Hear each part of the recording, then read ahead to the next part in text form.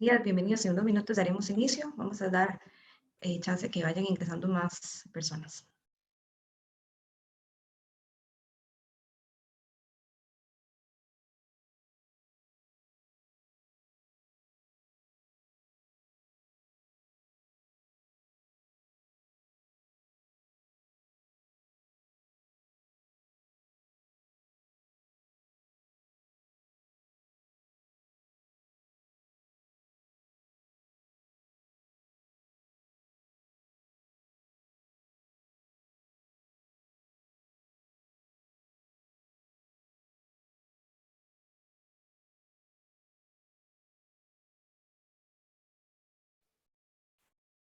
Hola, buen día.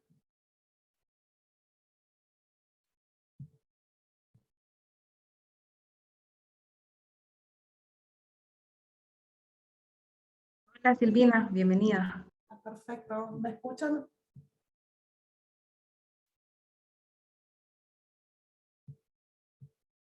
Te escuchamos perfecto. Muy bien, gracias.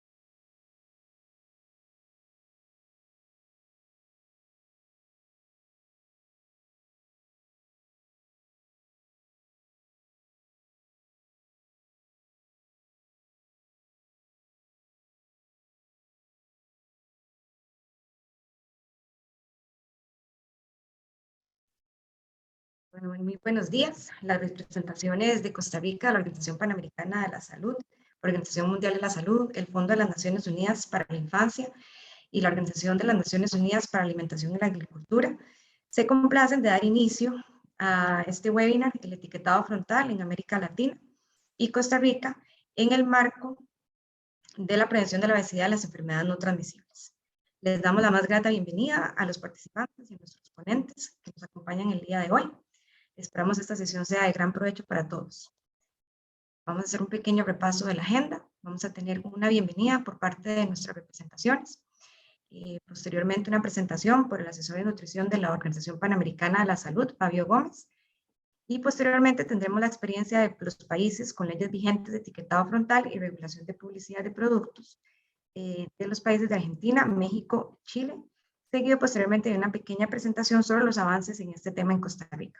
Al final vamos a contar con 20 minutos para una discusión y preguntas, por lo que les solicitamos que si tienen preguntas de las presentaciones que se van realizando, colocarlas en donde está el botón que dice Q y A, en la sección de preguntas, para que al final en esta sección podamos abordarlas y responderlas.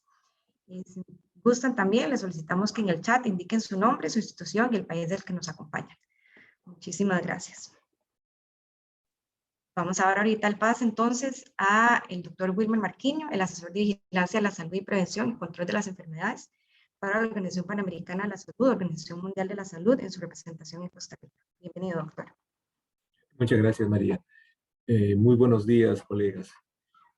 En nombre de la doctora María Dolores Pérez Rosales, representante de la OPS-OMS en Costa Rica, quisiéramos comenzar saludando a las señoras Patricia Portela, representante de UNICEF en Costa Rica, y Andrea Padilla, representante asistente del programa de la FAO en Costa Rica.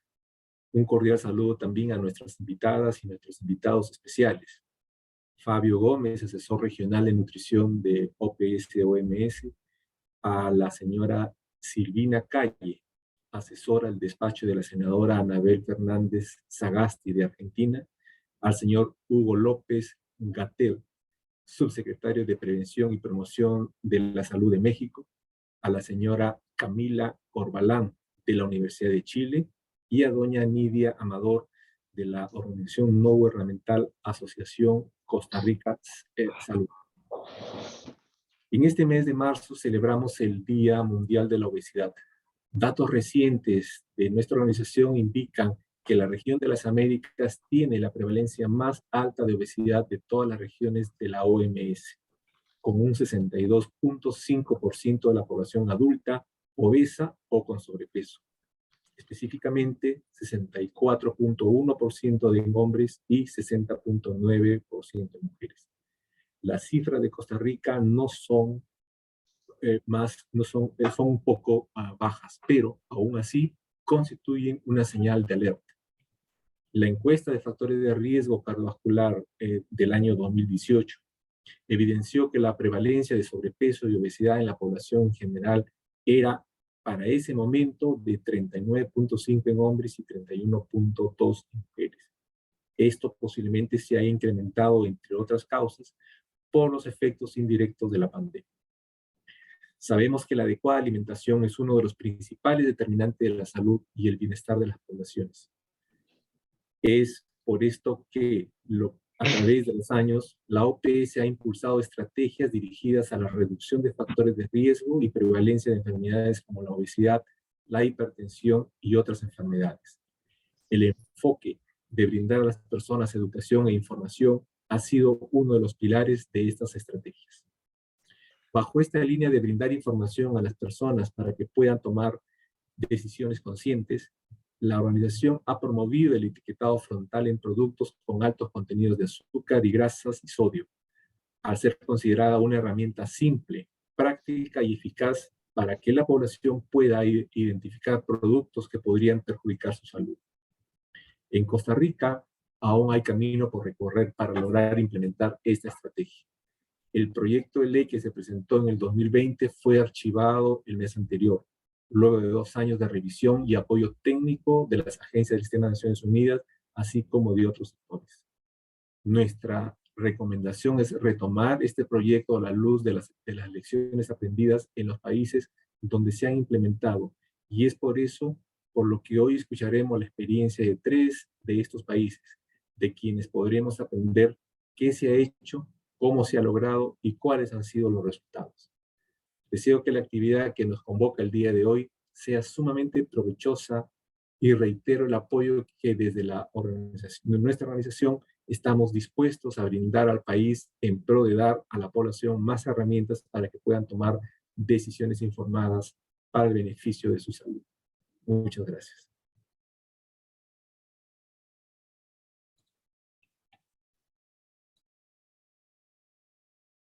Muchísimas gracias, doctor Marquinhos. Quisiéramos ahora darle la palabra a la señora Patricia Portela, representante de UNICEF para Costa Rica.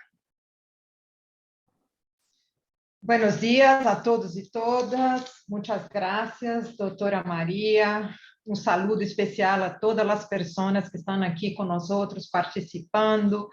Agradezco también aquí fuertemente los países que van a compartir las experiencias hoy con nosotros y nosotras. Estamos en un momento importante del trabajo en Costa Rica y por eso de antemano ya agradezco la participación y involucramiento de todas las personas en este webinar.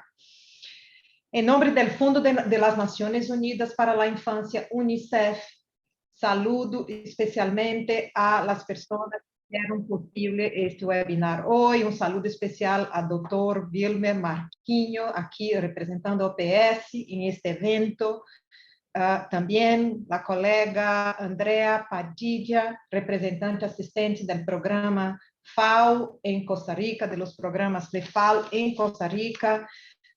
Saludo a todos y todas aquí presentes, representantes de varios organismos que están aquí con nosotros y nosotras. Saludo también al Ministerio de Salud y la Caja, que han hecho esfuerzos importantes en Costa Rica en este movimiento.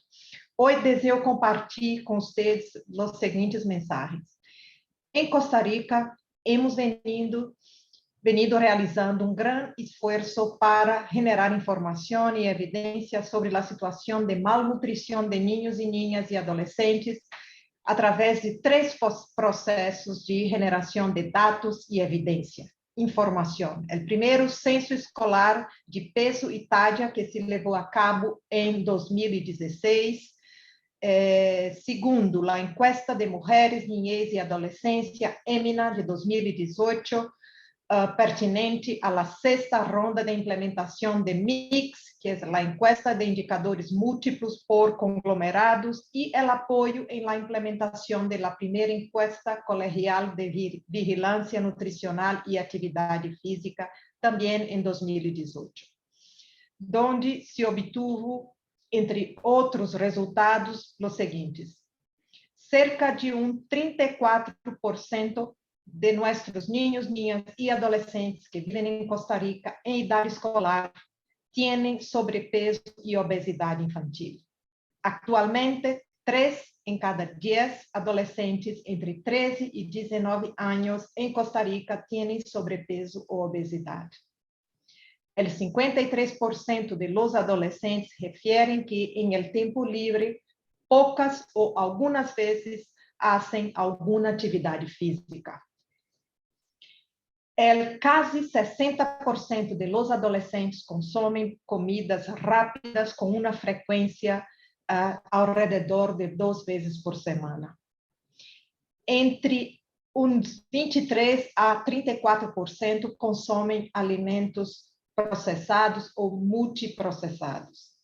Se queremos atender a esta situação, que consideramos uma emergência de saúde pública, devemos não só fortalecer a oferta programática institucional, sino também desenvolver estratégias de comunicação para o desenvolvimento que nos levem a realizar cambios de patrones alimentícios de los niños, niñas y adolescentes y sus entornos, ya que estos constituyen un factor de riesgo potencial para el desarrollo de enfermedades crónicas no transmisibles en la edad adulta.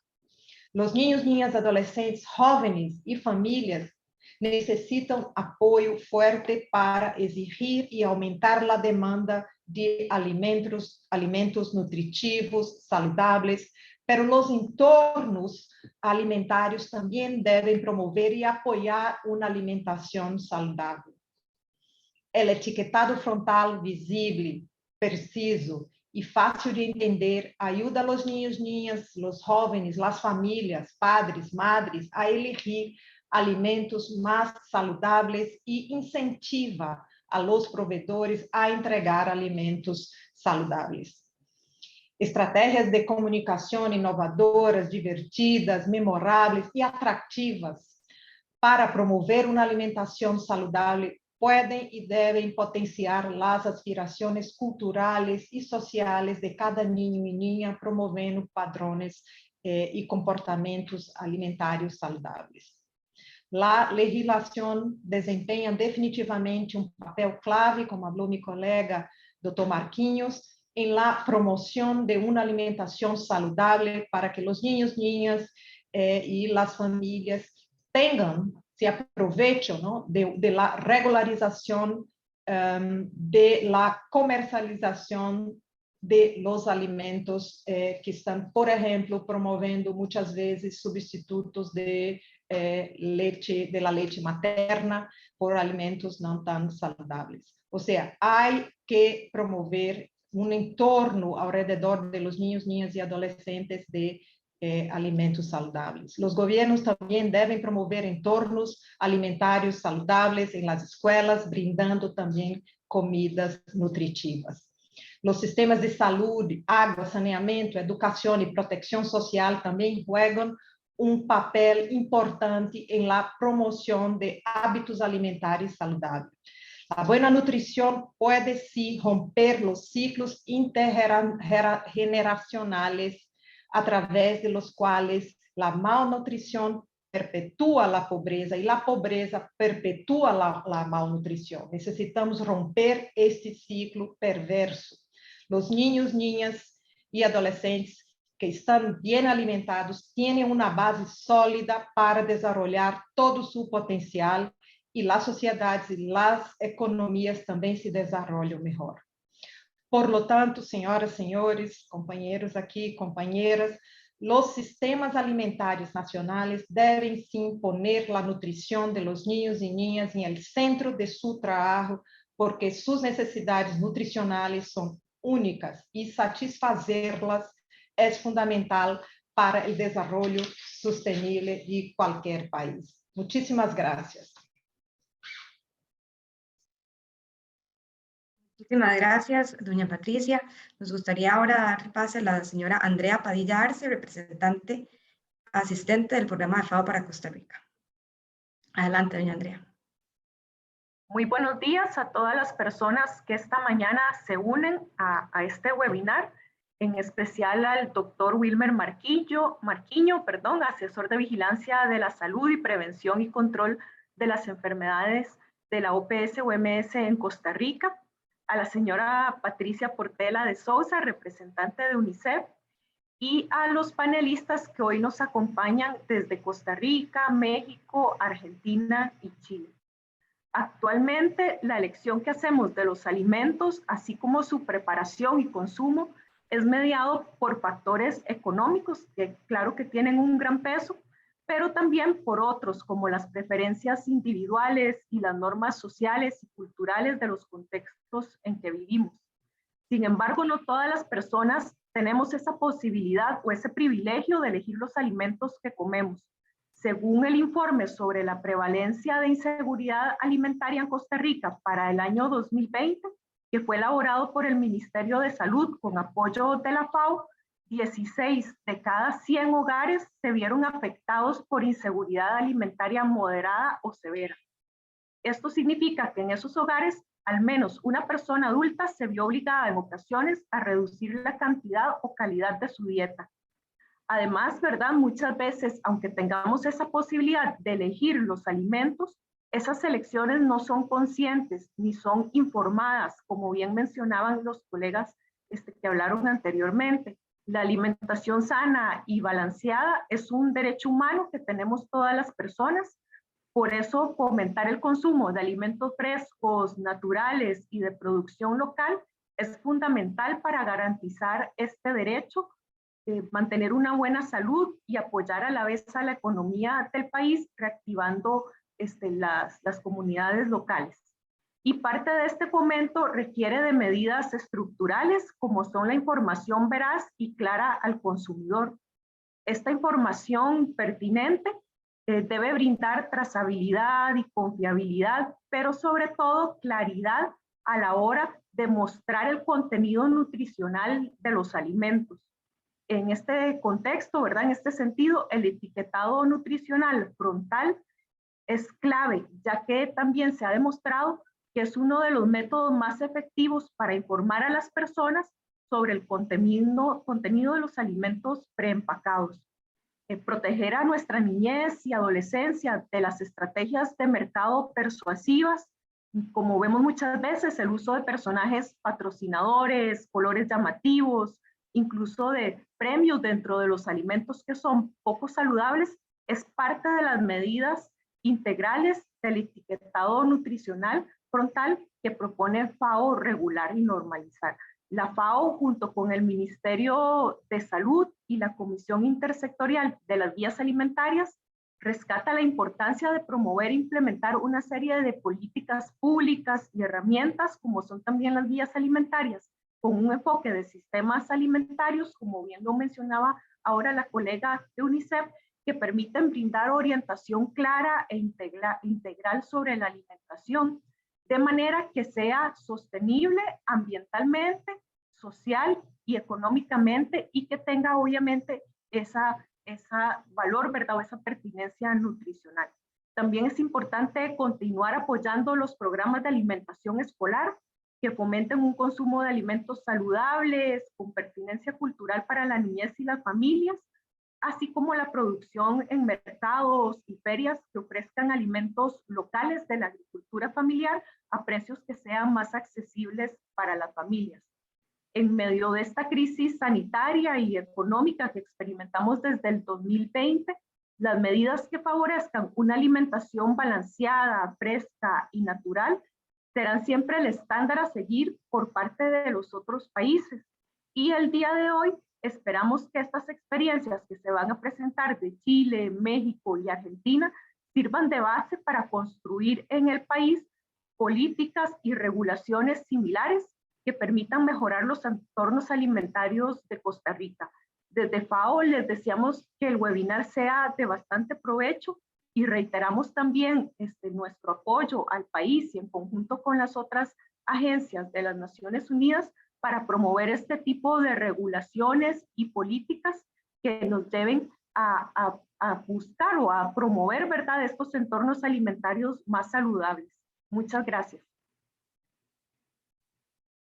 Muchas gracias, doña Andrea, y nuevamente gracias al doctor Marquiño y a la señora Patricia Portela por estas palabras de bienvenida. Quisiéramos dar inicio a nuestras presentaciones, en primera instancia con el señor Fabio Gómez, asesor en nutrición y actividad física para la Organización Panamericana de la Salud, Organización Mundial de la Salud, quien nos hablará del tema del beneficio del etiquetado y los avances en la región. Bienvenido, Fabio. Muchas gracias. Muchas gracias, María, por la oportunidad. Bueno, voy a intentar avanzar bien rápido porque queremos tener tiempo suficiente para escuchar las estrellas de nuestro día, que son realmente los países con la experiencia implementada y que realmente están beneficiando sus poblaciones, y ojalá que a la brevedad también podamos alcanzar estos beneficios a la población de Costa Rica. Y empezando por el contexto, la importancia de reconocer que en Costa Rica solamente esos 3 factores de riesgo, la glucosa elevada, la hipertensión, la sobrepeso, obesidad, causan casi mitad de las muertes, y en este ejemplo de 2019, casi 11.000 muertes han sido causadas solamente por esos 3 factores. Y no estamos hablando solamente de un impacto en muertes, o sea, en vidas que estamos perdiendo, pero también en años de vida con calidad que se pierden por las personas que dejaron de estudiar, dejaron de trabajar, dejaron de disfrutar su vida de la mejor manera, justamente porque estuvieran enfermas por uno de esos factores, o han muerto prematuramente, y eso les ha acotado años de vida. Entonces se estima que en 2019, en apenas un año, la sociedad en Costa Rica ha perdido 302.000 años. Eso significa un impacto no solo para la salud, pero todas las dimensiones de la sociedad, incluso a todos los otros sectores que están y que dependen de la vida para funcionar en todas las instancias, ¿no? Entonces, es importante reconocer que eso no ocurre al azar, ¿no? Es fruto de una arquitectura entre productos, prácticas y políticas que generan una fabricación de esas epidemias, y ya sabemos y tenemos bien mapeado cómo los productos ultraprocesados, además de los productos procesados excesivos en nutrientes críticos, son los que siguen creciente en nuestras poblaciones y vinculados directamente a esas enfermedades no transmisibles y todas las causas de muerte, ¿no? Además de eso, además de tener claro los productos, tenemos claros las prácticas comerciales que se utilizan para impulsar esos productos y seguir fabricando esas epidemias, ¿no? Entonces, el uso de la publicidad, de precios y promociones, colocación de productos en los ambientes y el propio etiquetado también, sí, dependiendo de cómo está o no está regulado, ¿no? Entonces, y por encima de eso, como también ya conocemos y ya está bien reportado, tanto las tácticas que utilizan las distintas corporaciones, y en este caso ejemplos tanto de las industrias tabacaleras como industrias de productos ultraprocesados, para intentar dar forma a las políticas de gobierno y de manera que sean favorables a esas empresas y seguir manteniendo el mercado desregulado.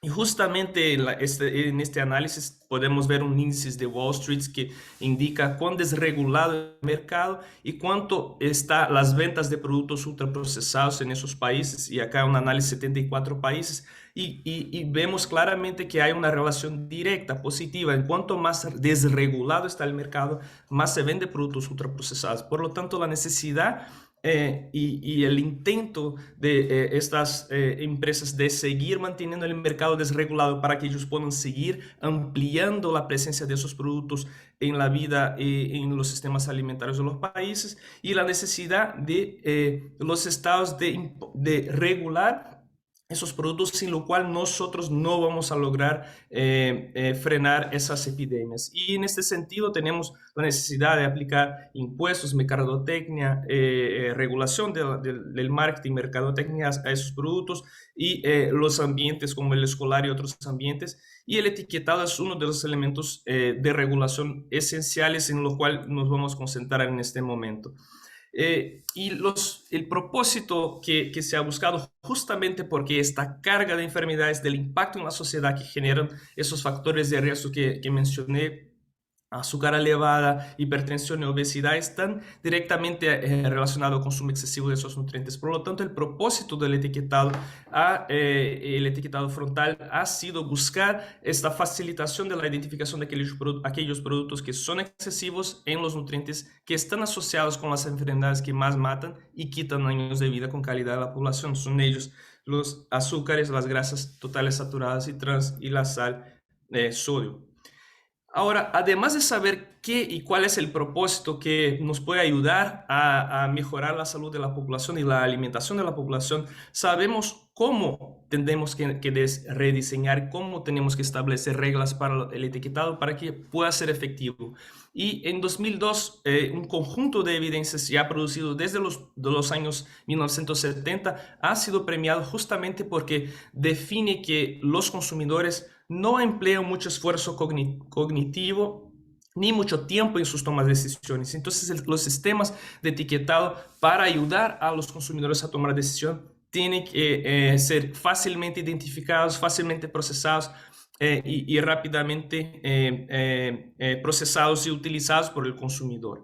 Y la evidencia, y vamos hacia, hay un conjunto muy grande de evidencia que va nos enseñando que las advertencias frontales son los sistemas más sencillos, más rápidos, más relevantes, más útiles y que más tienen capacidad de cambiar decisión y cambiar la compra efectiva, tanto medido por estudios previos a las experiencias de implementación de etiquetado frontal en los países, como en estudios posteriores a esta implementación de impacto. Y voy acá en esta publicación, usando este QR code, pueden buscar algunos de los estudios donde resumimos en esta publicación, pero quería destacar hoy de manera en primera mano a ustedes un primer estudio que hemos realizado con Costa Rica Saludable en Ciencia del Ministerio de Salud en Costa Rica, que confirma esos resultados, en particular en relación a intención de compra e identificación correcta de los productos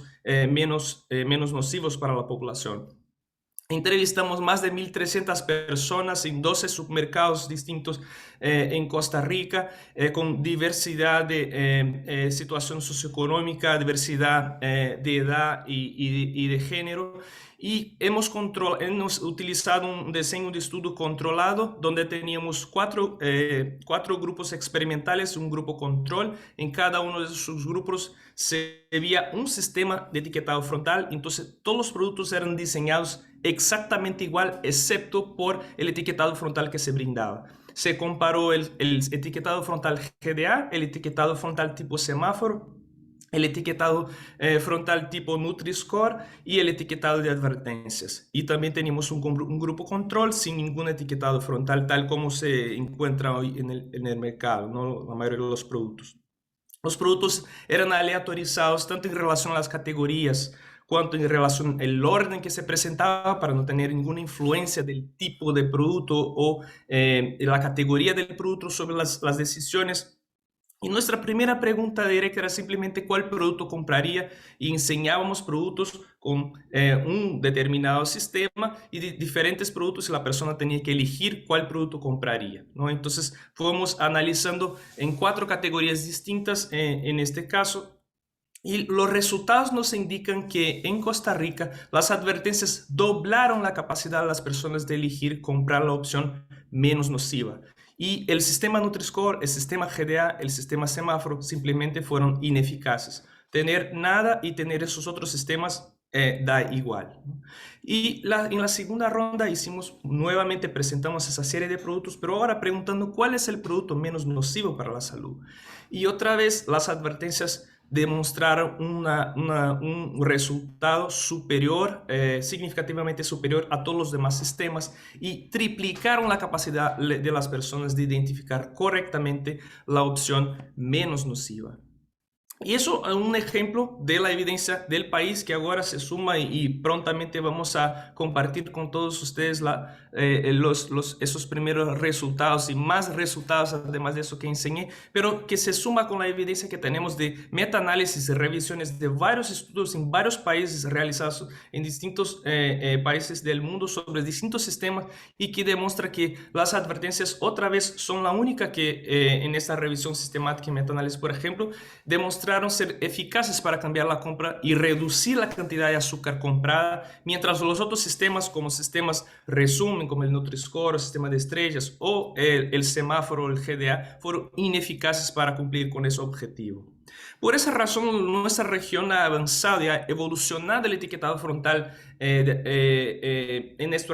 empezando justamente con un primer intento muchos años atrás de poner simplemente esta mini tabla en el frente del envase, que es el GDA, con tamaños de porciones, una formulación que las propias industrias de ultraprocesados han impulsado. Fuimos identificando cuán ineficaz era. Luego en Ecuador sí evoluciona un tipo de sistema textual de semáforos que se va buscando mejorar, pero igual identificamos varias limitaciones en relación, por ejemplo, al conflicto de tener al mismo tiempo una información que tiene valencias conflictuosas, como tener alto en azúcar y bajo en sal, y eso confundir al consumidor. Y eso varios estudios también nos enseñaron que los colores tienen una asociación, asocian el consumo positivo con muchos de esos productos. Incluso el propio color rojo puede disparar el apetito por productos. Entonces el uso de esos sistemas coloridos también fuimos identificando que no nos servía al propósito identificado.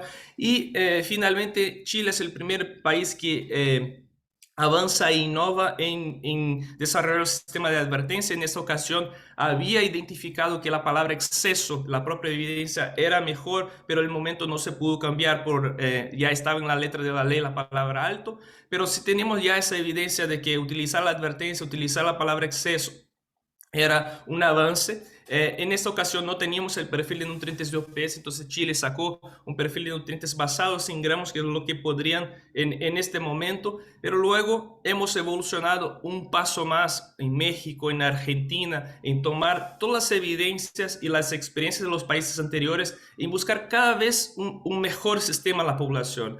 Entonces tenemos un sistema que es de advertencia, un sistema que usa la palabra exceso, un sistema que es basado en perfil de nutrientes de la OPS OMS con base en calorías, y eso es, los resultados nos van indicando post implementación en esos estudios. Y voy a pasar muy rápido, que vamos a escuchar la experiencia directamente de algunos de los países. Como en Chile en los primeros años ya influenciaba las advertencias, ya se reconocía, como en Perú en los primeros meses ya se veía la reducción de ventas de productos malsanos. Mismo en los primeros 10 días en este estudio que se realizó con apoyo de UNICEF en Uruguay, ya se reconocía que los participantes del estudio, más de la mitad, o casi 60% de los participantes, ya habían cambiado sus decisiones de compra simplemente por tener esos etiquetados de advertencia en frente a los envases.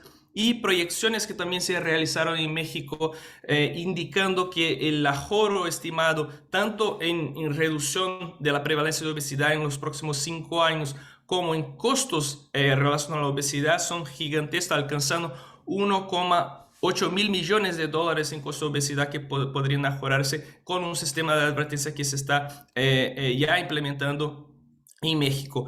Voy a destacar, porque probablemente Camila va a entrar más en detalle sobre este estudio, es un estudio publicado en Lancet demostrando que las advertencias tienen la capacidad y son efectivos para reducir la compra de calorías, kilocalorías en la forma de azúcar y kilocalorías en forma de grasas saturadas, además de la concentración de sodio. Pero destacar acá que es importante no solo los productos que quedan con las advertencias, pero los productos que no llevan las advertencias también es muy importante y por esa razón es fundamental que los países adopten un sistema, un modelo de perfil de nutrientes de la Organización Panamericana de la Salud, Organización Mundial de la Salud, porque justamente coinciden con las recomendaciones de la Organización Mundial de la Salud.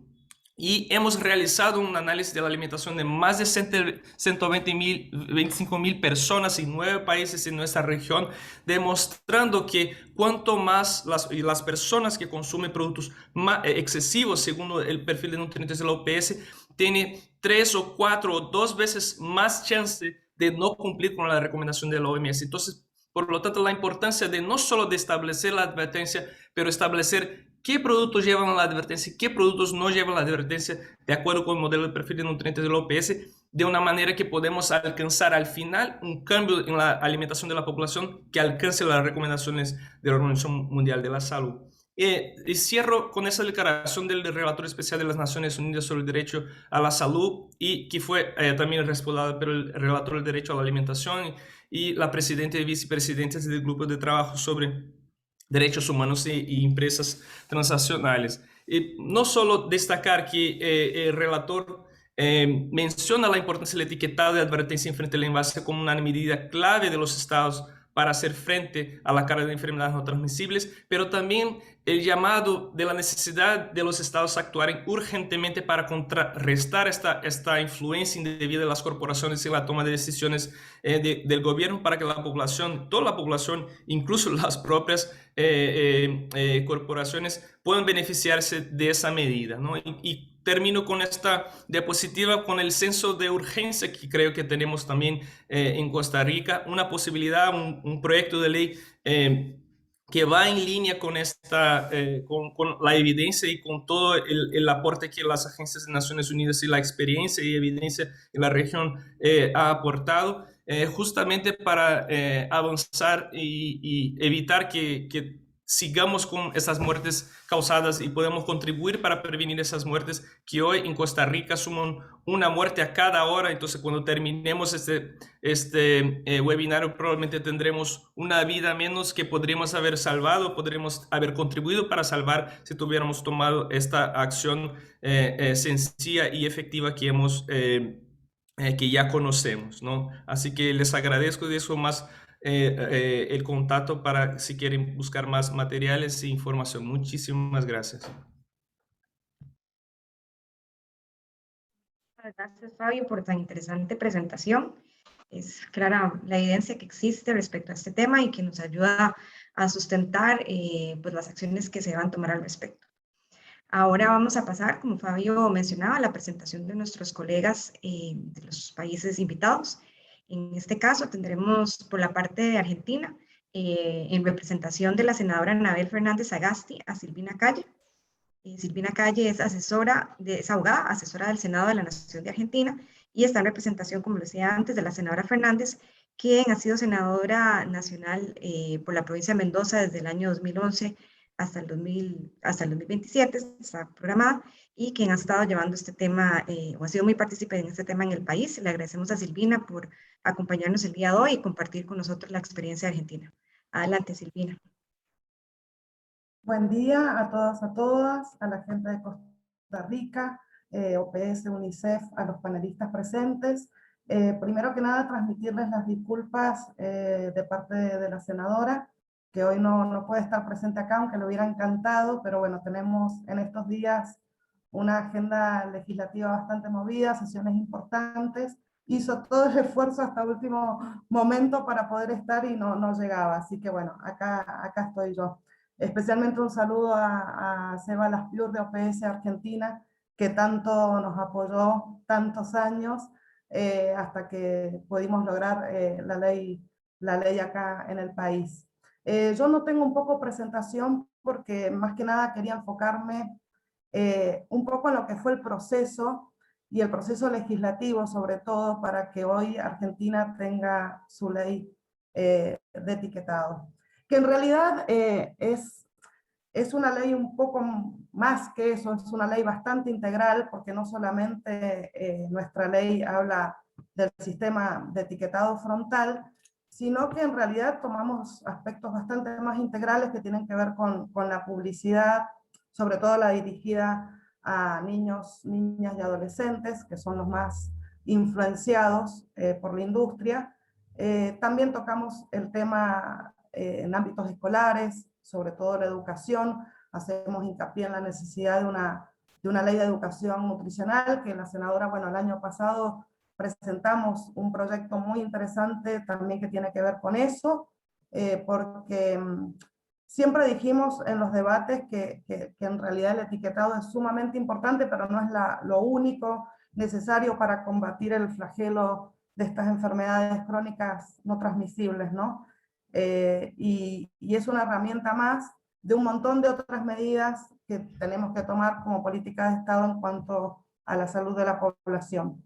Un poco para contarles el proceso, nosotros en el 2016, como ustedes bien contaban, vimos todos estos números alarmantes respecto sobre todo de la obesidad en niños y niñas, y bueno, fue en ese camino que empezamos a investigar. La senadora estaba muy preocupada con ese tema, y decidimos presentar un proyecto allá por el año 2016, donde también lo que advertimos fue esta cosa de la poca información que tenía el consumidor y cómo estaba el derecho del consumidor también bastante afectado a la hora de poder informarse y de poder elegir un producto, ¿no?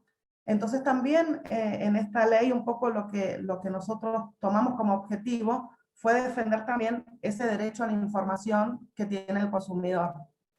Y bueno, en ese contexto presentamos un proyecto en el año 2016 que no fue el definitivo, el que salió en la ley. En ese momento incluso en la ley mencionábamos, teníamos el sistema de semáforo, que bueno, a raíz de todo lo que explicó recién, creo que Fabio fuimos viendo los inconvenientes que tenía este sistema. Chile en eso fue de gran ayuda. En ese momento viajó la senadora, viajó el equipo a Chile. Ellos estaban ahí ya casi con la reglamentación de la ley. Y bueno, ese viaje fue para nosotros muy importante. Es muy bueno esto de poder contar con la ventaja de otros países que bueno, están ya más avanzados en el tema. Fuimos modificando el proyecto.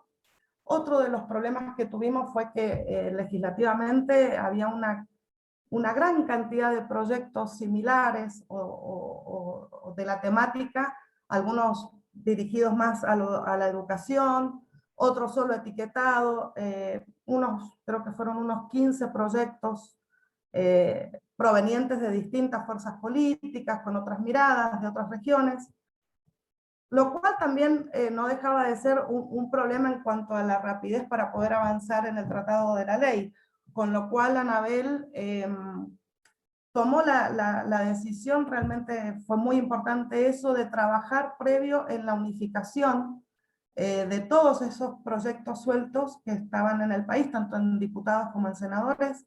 Nosotros tenemos 2 cámaras acá en la Argentina, y bueno, se pasó a trabajar en eso, y la verdad fue muy enriquecedor. Pudimos ahí unir distintas ideas que básicamente todas terminábamos en lo mismo, que era el objeto principal de la ley, el tema de la salud de la población, y logramos después de un arduo trabajo poder llegar a un solo proyecto de ley en el país para ser tratado. Eso no es un tema menor, porque también un poco demuestra cómo en estas cuestiones podemos dejar a veces diferencias partidarias, sobre todo los que estamos del lado de tomar las decisiones políticas, en temas tan importantes y tan sensibles como es el tema de salud pública. Una vez que tuvimos, obviamente, ese proyecto unificado, se trabajó mucho en el consenso, y esto también es importante, ustedes que están en este proceso.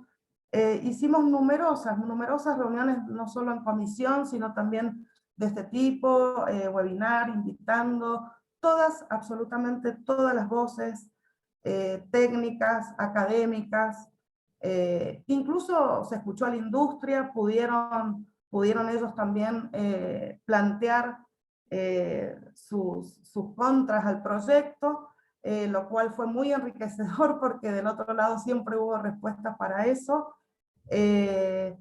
Toda la gente de gobierno, todos los ministerios involucrados, comercio, todos estuvieron participando en este debate, que incluso sirvió para gente que, incluso legisladores que por ahí no conocían a fondo el tema, pudieron empaparse y entender cuál era el objetivo y el porqué de la necesidad de esta ley. Por supuesto que en el camino tuvimos muchísimos escollos y situaciones que debatir, sobre todo por parte de la industria. A modo de ejemplo, uno de los principales palos en la rueda fue un poco esto de que las etiquetas, los octógonos negros iban a demonizar los alimentos, cuestión que hemos demostrado con numerosos estudios que en realidad lo que hace ese octógono negro es informar al consumidor, una advertencia. Ni estamos prohibiendo un alimento, ni estamos diciendo que el alimento en su totalidad sea malo, sino que es un alimento que contiene exceso en un nutriente crítico, y que aquel que lo consuma o tome la decisión sepa y esté al tanto de la presencia de ese nutriente crítico en el alimento.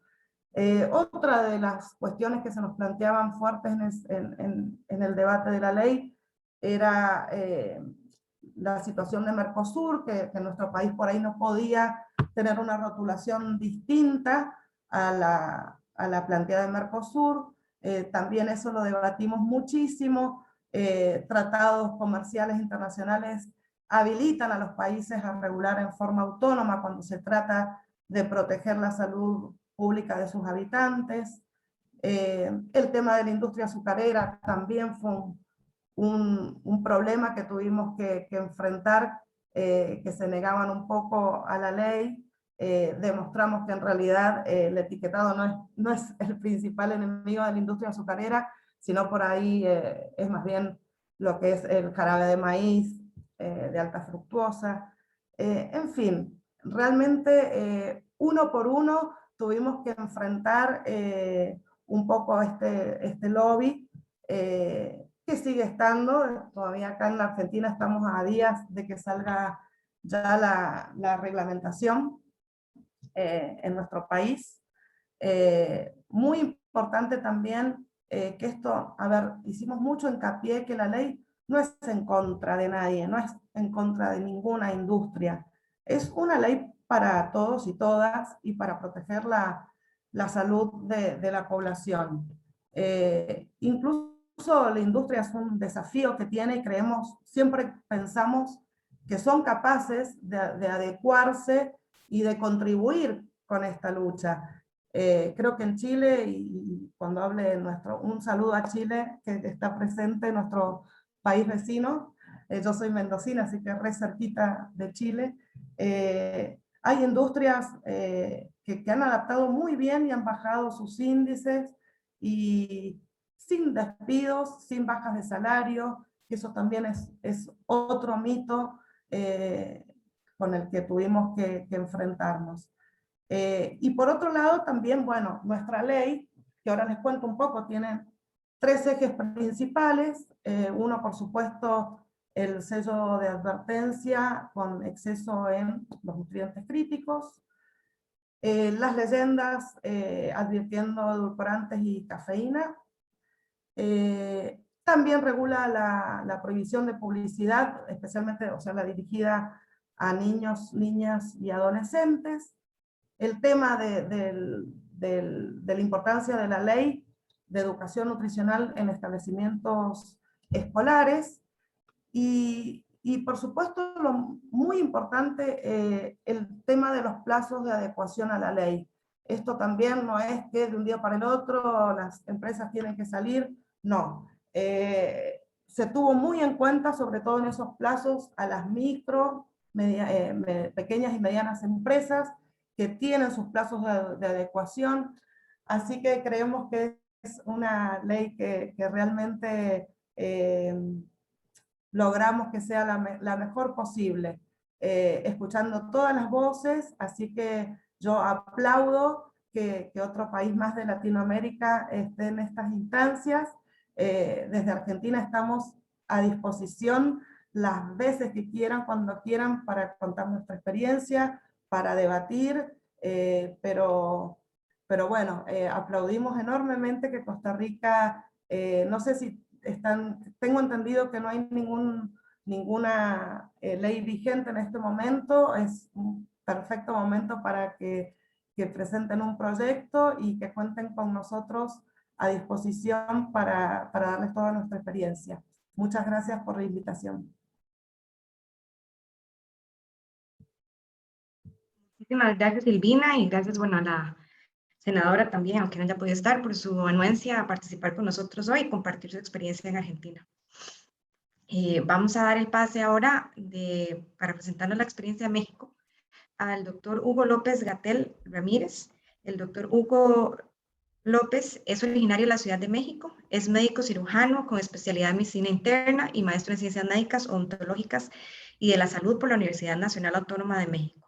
Es doctor en epidemiología por la Universidad de Johns Hopkins en Baltimore, Maryland, Estados Unidos de Norteamérica.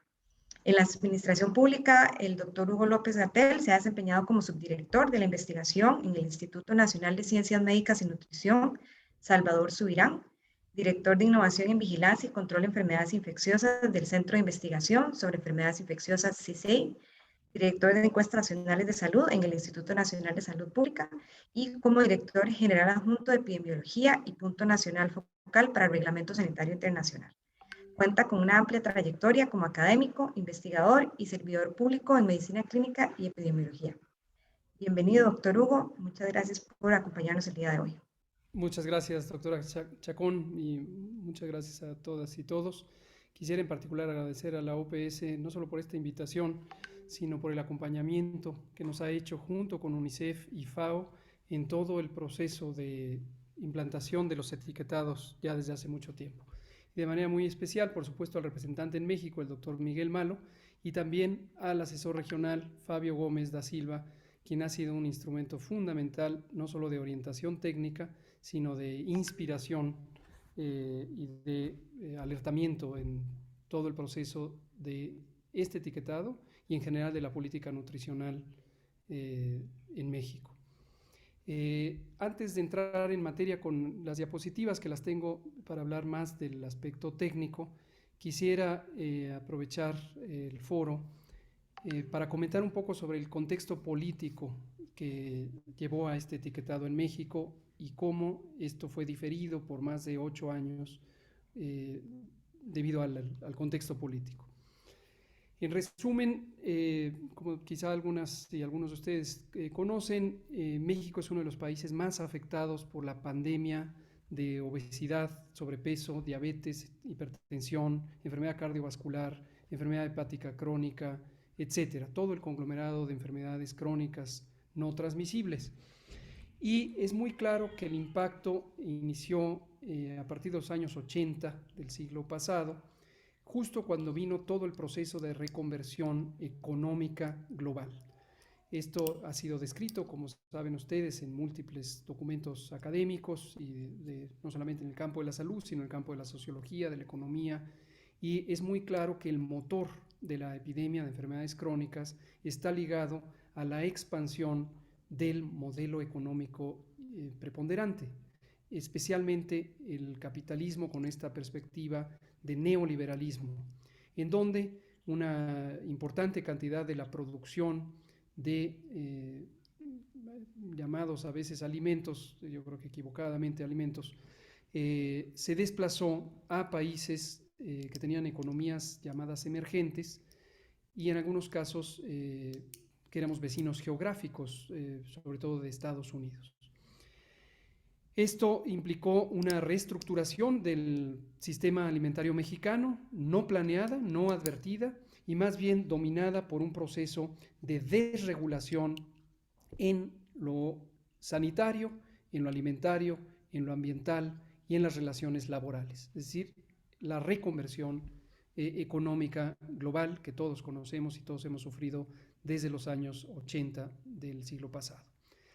La Encuesta Nacional de Salud y Nutrición de México, que es uno de los instrumentos más estables para el monitoreo de largo plazo del perfil de salud de las personas en México, empezó a documentar desde 1985 el surgimiento de la epidemia de sobrepeso, posteriormente la incorporación de la epidemia de obesidad y más adelante ya el aumento de las otras enfermedades. Hemos llegado a ser muy vergonzosa y muy tristemente el país número 1 en los índices de obesidad y sobrepeso, solamente después de Estados Unidos. Lo hemos sido en diabetes, me parece que entramos y salimos en el primero o segundo lugar periódicamente. En diabetes juvenil e infantil somos el primero indiscutible. El dato crucial es 35% de menores de edad tienen sobrepeso u obesidad. En México, 77% de toda la población tienen sobrepeso u obesidad.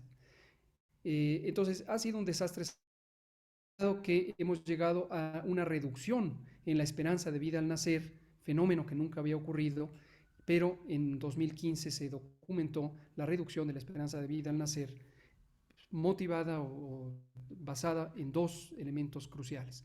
Uno, la violencia, ligada a múltiples expresiones de la violencia social y criminal.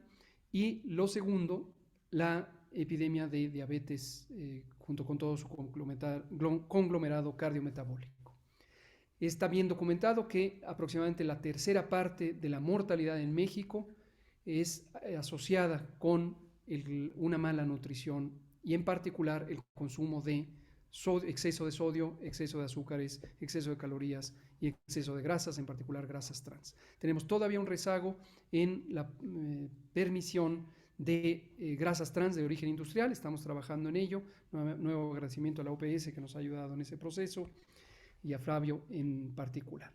Entonces, ese es el contexto y en México, a partir del año 2000, hubo regímenes políticos muy favorables a esa visión neoliberal en lo económico, en lo social, en lo político y reformas estructurales en lo económico, pero también en la desregulación, como ya dije, de los aspectos que gobiernan o que podrían controlar los determinantes comerciales de la salud. En el sexenio más reciente, en México hablo de sexenio, son los periodos de gobierno son de 6 años, en el periodo 2012 a 2018, se llegó al punto más grosero, más escandaloso, más obvio de la compenetración de los conflictos de interés en la estructura del Estado mexicano, en los 3 poderes de la Unión, tanto el Ejecutivo como el Legislativo como el Judicial, y hubo una deliberada intención de retardar o repeler los procesos de cambio, en especial el etiquetado frontal, los impuestos a las bebidas azucaradas y varios otros. A contrapelo de eso y con un importante empuje de organizaciones sociales íntegras, sin conflicto de interés, muy comprometidas, que se agrupan en una alianza por la salud alimentaria, también de la academia, en particular el Instituto Nacional de Salud Pública, se empezó a empujar la barrera, se logró establecer en 2014 los impuestos a las bebidas azucaradas, que logró una reducción en los primeros 2 años de aproximadamente 7 a 14% en el consumo de estos productos. Y cuando entró esta administración, que actualmente estamos en proceso, iniciamos en 2018, hay un contexto político que quiero destacar como extraordinariamente favorable, no solo por el orgullo de pertenecer a esta administración, sino por la convicción de cuáles son las raíces del cambio necesario para tener un progreso en el aspecto sanitario. En este gobierno, el empeño principal, esto lo ha dicho el propio presidente Andrés Manuel López Obrador desde su discurso inaugural, ha dicho dos cosas que son cruciales para este asunto.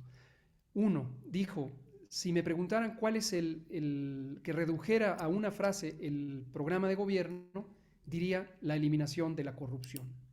Entonces, la corrupción gubernamental, fomentada y en muchos casos inducida, dirigida y administrada por la iniciativa privada y sus pantallas, es uno de los procesos más tóxicos que ha habido hacia la salud y hacia muchos ámbitos del bienestar en México. Y tenemos el empeño de eliminar la corrupción de manera estructural, no solo como un fenómeno cultural, sino sobre todo como un fenómeno estructural de una connivencia tóxica entre el sector privado que la induce y se familiariza y se beneficia de ella, y el sector público que se vuelve cómplice de esto. Y lo segundo que dijo es separar al poder político del poder económico. Esto es crucial. Quiero hacer un señalamiento claro y explícito de que el gobierno de México no tiene ninguna fobia o rechazo hacia la inversión privada o la iniciativa privada en la economía. Somos una economía mixta, formalmente y legalmente reconocida. No se trata de eso. Pero lo que sí se trata es que el poder público pueda ejercer en plena autonomía su misión consagrada en la ley desde la Constitución política para proteger, promover y defender el interés público. Y en el campo de la salud incluye la regulación de múltiples aspectos que tienen que ver con el consumo de aquellos productos que pueden ser nocivos para la salud.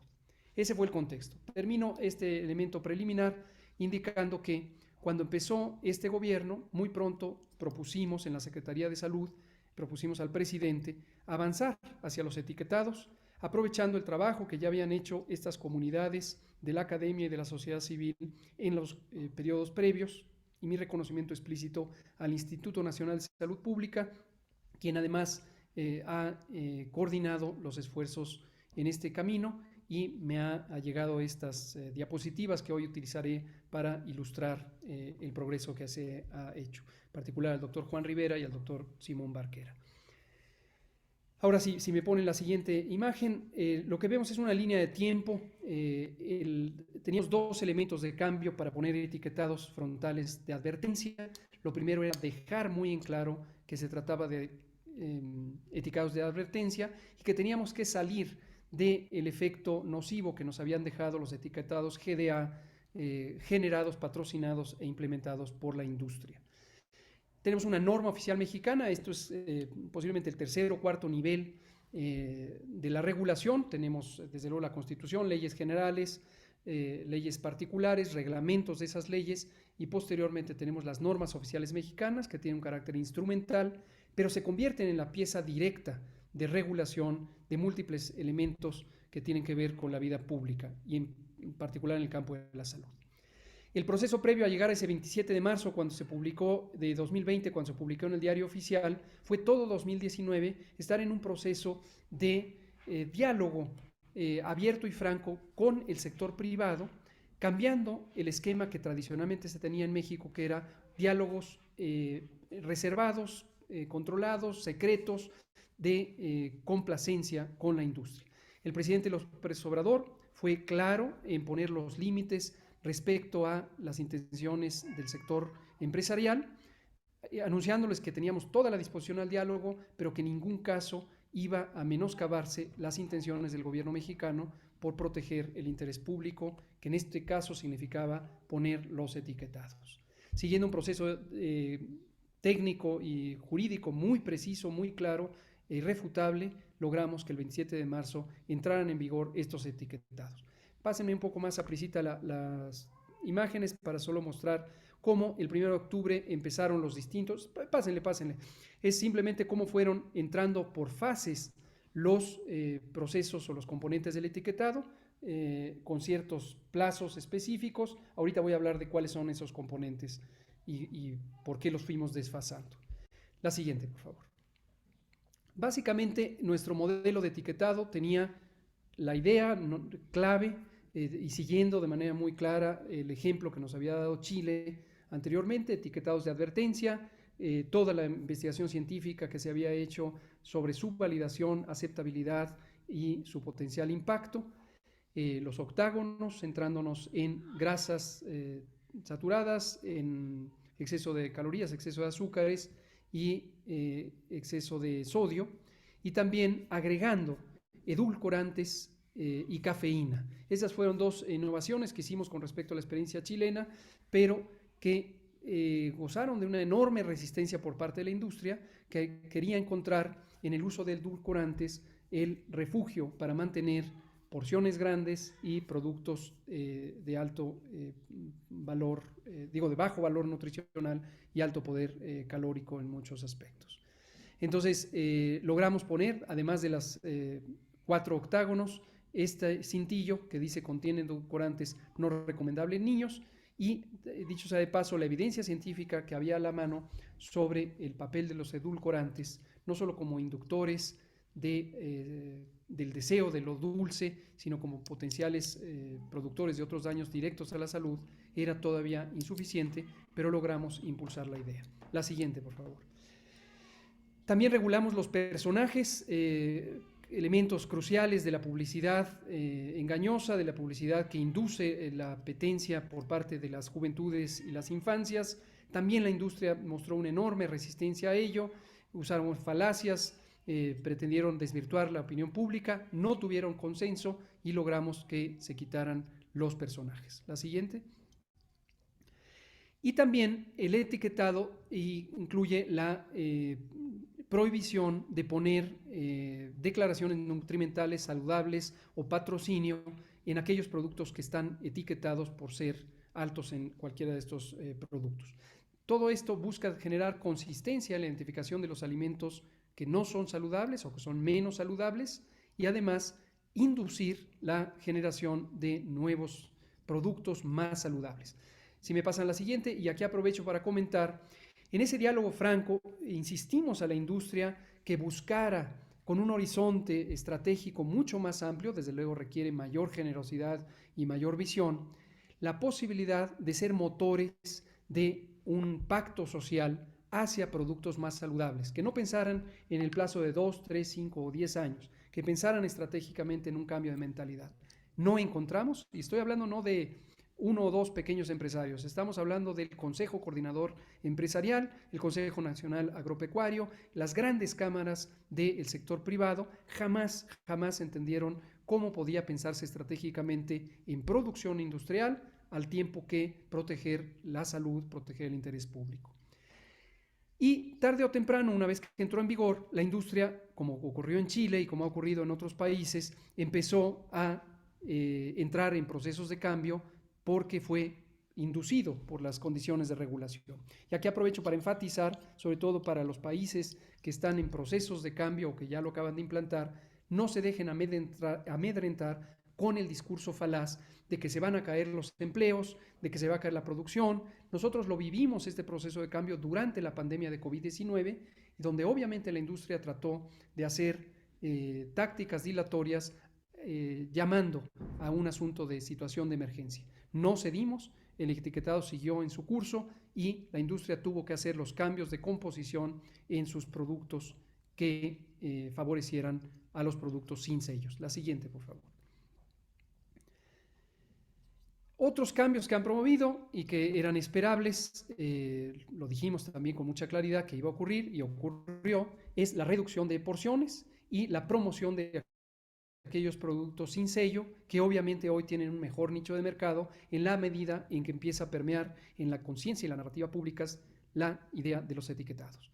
La siguiente, por favor. Aquí vuelvo a enfatizar que un elemento que ha sido crucial es también el firme propósito y voluntad política del primer mandatario, que incluso en la esfera pública, en su emblemática conferencia matutina, en todo momento respaldó este proceso de cambio en la regulación. Como ya dijo Silvina hace rato, nunca se pretendió prohibir los productos, otra de las grandes falacias del sector privado. Lo que se pretendió es que el derecho a la información y el interés superior de la infancia quedaran correctamente protegidos con este mecanismo que permite a la persona consumidora tener una información más clara y más accesible. Entonces empezamos a ver, estos son notas de prensa que empiezan a mostrar cómo la industria empezó a reaccionar para reformular su portafolio de productos industriales procesados y ultraprocesados. La siguiente, por favor. Otra nota de prensa también, esto estoy hablando de las grandes corporaciones y destaco esta que es una corporación mexicana con penetración global y en América Latina, Bimbo, el monopolio fundamental de los productos de panificación que se ha metido en varios otros sectores, pero que también se resistió mucho al etiquetado y esperamos que sea congruente al menos con lo que ha hecho en México, finalmente cuando ya no se pudo resistir y que no esté empujando a otros países de América Latina en sus portafolios comerciales y resistirse al etiquetado. La siguiente, por favor. Ahora, algunos elementos de la evaluación, y vuelvo a expresar claramente que este material proviene del Instituto de Salud Pública. Han hecho algunos estudios y han colaborado en algunas encuestas regionales o globales que muestran que el etiquetado de advertencia es aceptable por la población, es confiable, es comprensible y ayuda a tomar decisiones. Aquí advierto, aunque no lo estoy presentando, que hubo evaluaciones previas del etiquetado GDA que mostraron que menos del 2 al 5% de las personas daban este tipo de calificativos para el GDA. Es decir, la comparación es brutal sobre la eficiencia informativa y persuasiva del etiquetado de advertencia respecto al etiquetado patrocinado por la industria. La siguiente, por favor.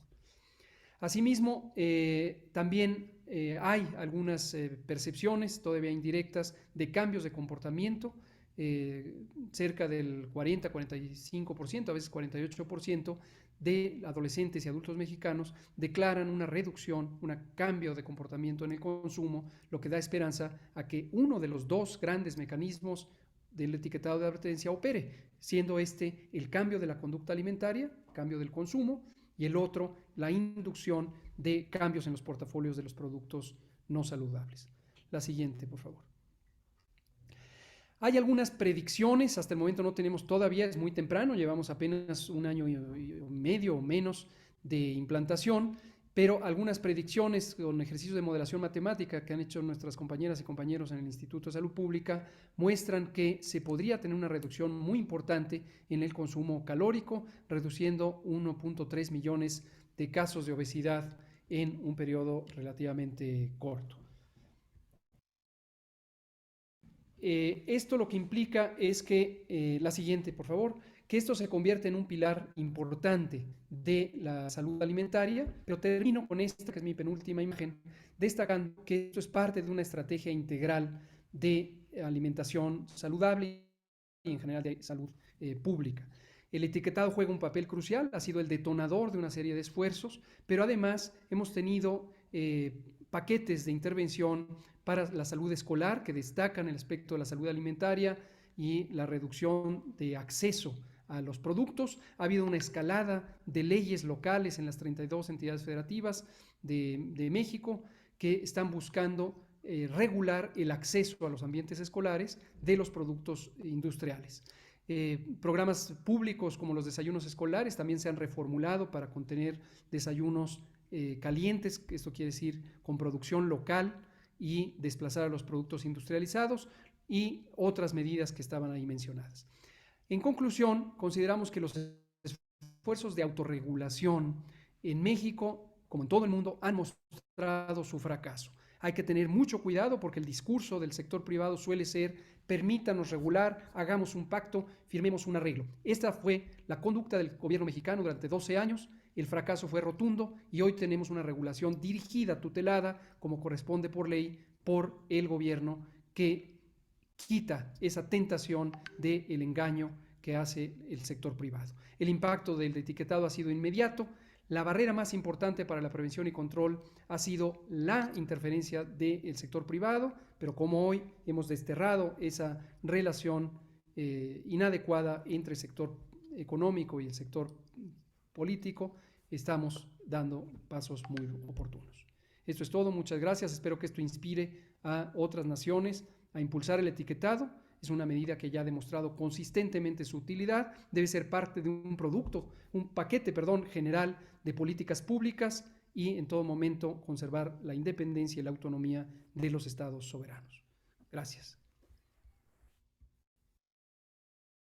Muchas gracias, doctor Hugo. Ha sido realmente pues, muy interesante escuchar de la experiencia de México y las adaptaciones que han hecho, sobre todo de la industria, para pues, hacer que este etiquetado sea un éxito y también los impactos que se han visto en la sociedad. Muchísimas gracias por estar hoy con nosotros y compartir la experiencia de México. Vamos ahora a dar el pase a la señora Camila Corbalán, la doctora Camila Corbalán. Nos va a estar compartiendo la experiencia de Chile. La doctora es médico epidemiólogo con formación en nutrición internacional. Es académica del Instituto de Nutrición y Tecnología de los Alimentos, INTA, de la Universidad de Chile, donde coordina el Centro de Investigación en Ambientes Alimentarios y Prevención de Obesidad, que es el CIAPEC. La doctora Corbalán también asesora a agencias gubernamentales en temas de programas y políticas públicas de prevención de obesidad infantil y actualmente coordina la evaluación de la ley de etiquetado chilena y el Centro de Monitoreo de Ambientes Alimentarios en Chile, Informes. La doctora Corbalán ha escrito más de 100 artículos con revisión de pares y ha recibido distinciones nacionales e internacionales como el Premio Santander a la Investigación en Obesidad y el Premio a Liderazgo en Nutrición en América Latina. Bienvenida, doctora Corbalán, mucho gusto. Buenas tardes, muchas gracias por la invitación. Un gusto estar acá.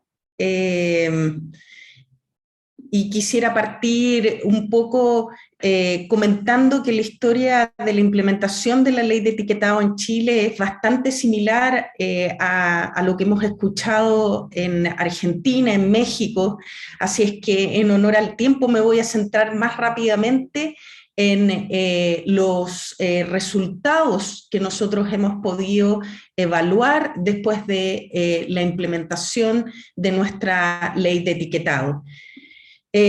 Recordar que en el caso de la ley de etiquetado de Chile hablamos de una ley en la cual se incorporó una alerta de tipo de advertencia en aquellos alimentos que tenían un alto contenido de energía, sodio, grasas saturadas, azúcares totales, algo que hoy día podemos hacer con el perfil nutrimental de OPS.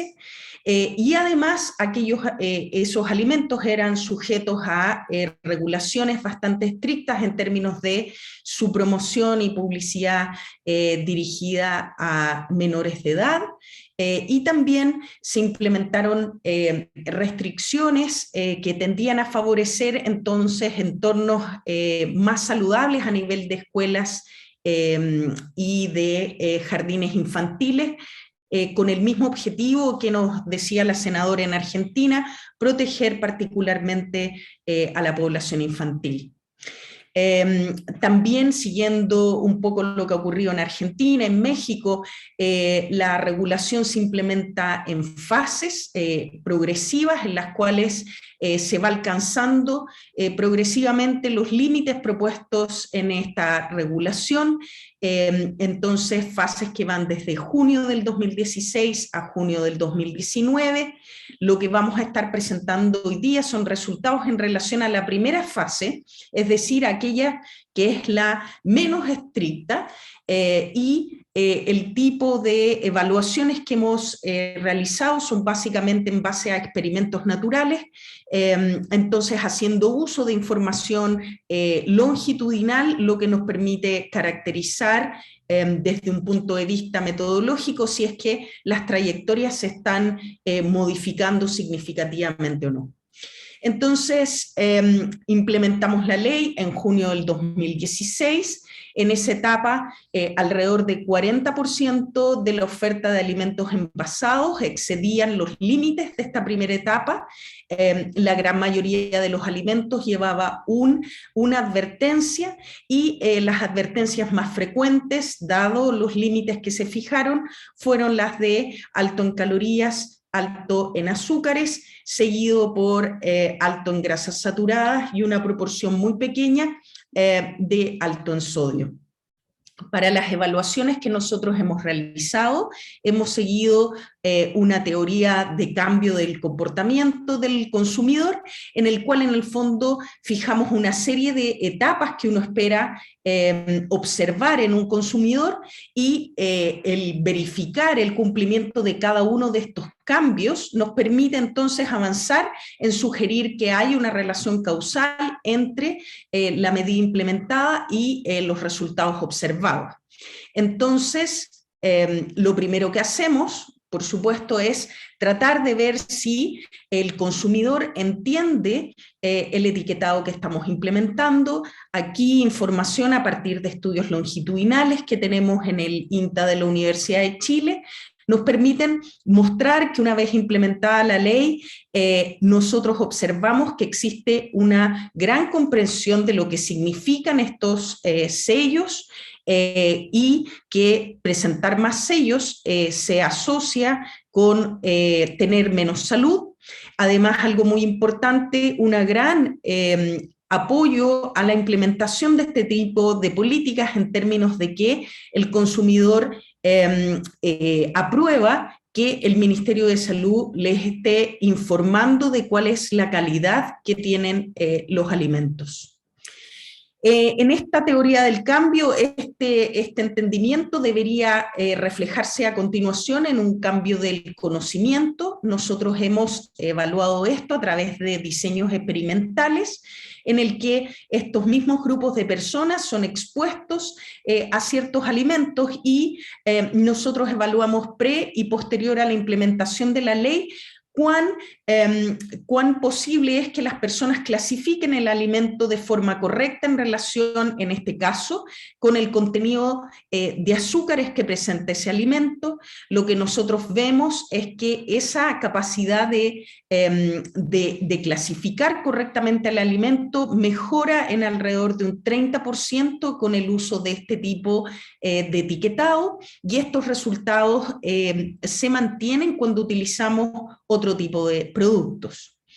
En este cambio conductual esperamos entonces que también haya un mayor uso del etiquetado en el momento de tomar decisiones de compra. Aquí estamos mostrando resultados de una encuesta que se realiza previo a la implementación de la ley y posterior a la implementación de la ley, en que nuestros encuestados reportan que ha aumentado el uso del etiquetado cuando tienen que tomar decisiones de compra. Esto básicamente a expensas de disminuciones del uso de símbolos asociados a marketing de los alimentos. Pero finalmente lo que nosotros esperamos es que este mayor uso se refleje efectivamente en un cambio de conducta. Y aquí estamos viendo el mismo estudio que mostró el doctor Gómez, en el cual nosotros a través de un panel nacional con representación de todo el país, hemos podido evaluar que después de la implementación de la primera etapa de la ley, efectivamente existe una reducción en la compra de calorías, de azúcares, de grasas saturadas y de sodio, que fueron los nutrientes en los cuales se enfocó la regulación chilena. Esta teoría de cambio dice que parte del impacto que nosotros vamos a observar a nivel poblacional no solo viene de cambios que realiza el consumidor, sino también cambios que realizan los productores. Nosotros hemos evaluado esto también en colaboración con académicos de la Escuela de Periodismo. Hemos realizado un mapeo de todos los principales medios de información en Chile, previo a la implementación de la ley y posterior a la primera etapa de implementación de la ley, y hemos codificado los discursos que tenía la industria de alimentos. Aquí nos referimos a las grandes compañías de alimentos, y lo que quiero destacar es que tal cual se ha mencionado, pero aquí lo estamos cuantificando, lo que vemos es que discursos relacionados a la amenaza económica, que significa este tipo de políticas o que están en contra de la regulación, digamos, de la legislación, son discursos que son muy frecuentes previo a la implementación, pero que sin embargo una vez implementados son mucho menos frecuentes, y en cambio empiezan a aparecer discursos que tienen que ver con mayor cooperación con este tipo de conductas, y que estas políticas también representan incentivos para la industria en términos de innovación. Nosotros, a través del registro de más de 15.000 productos envasados, hemos podido también cuantificar qué ha significado la implementación de esta ley en términos de reformulación de alimentos envasados.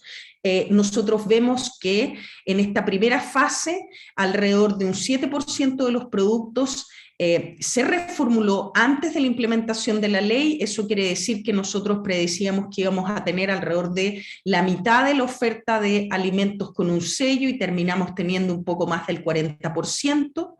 En esta primera fase nosotros vemos que las disminuciones son particularmente en el caso de azúcares y de sodio, y a través de las distribuciones nosotros podemos mostrar, en la línea roja están los niveles que se han fijado por la ley, que efectivamente los cambios que observamos en estos nutrientes tienen que ver con la implementación de la ley, ya que los desplazamientos son justo en el límite que se establece en la regulación.